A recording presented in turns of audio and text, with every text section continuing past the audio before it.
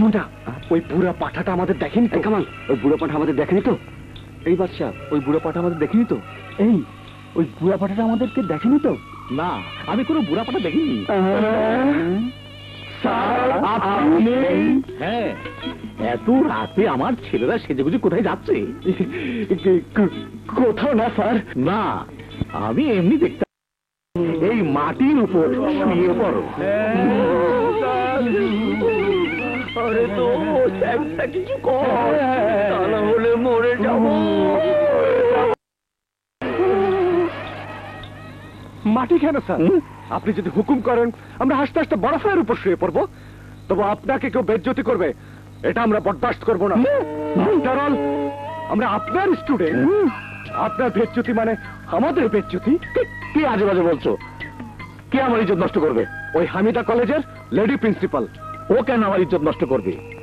না, ওকে আমি চিনি।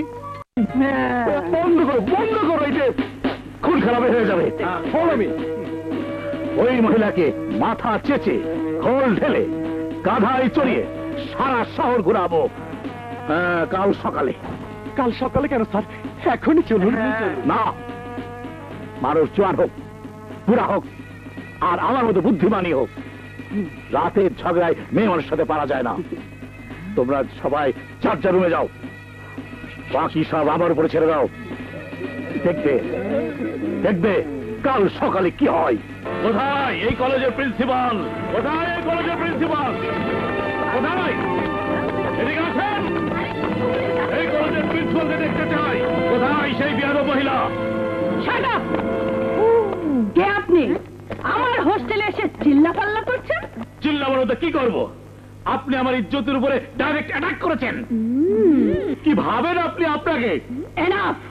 আর একটি কথা বলবেন তো, এত জুতোর বাড়ি পড়বে, মাথায় যে চুলগুলো আছে তার একটিও থাকবে না। মনে হয় কোনো পাগলাখানা থেকে পাঠিয়ে। কি বললেন? পাগল?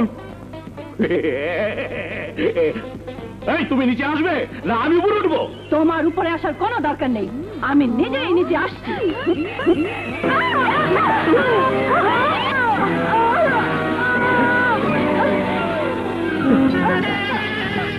বললেন আপনি একটু সুন্দর নামতে পারলেন না? মনে হয় আপনার পায়ে অনেক ব্যথা লেগেছে। হ্যাঁ,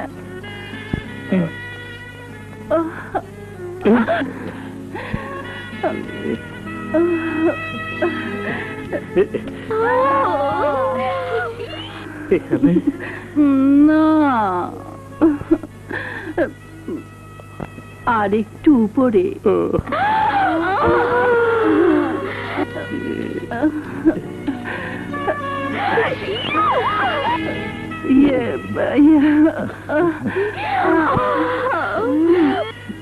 এখন কেমন লাগছে?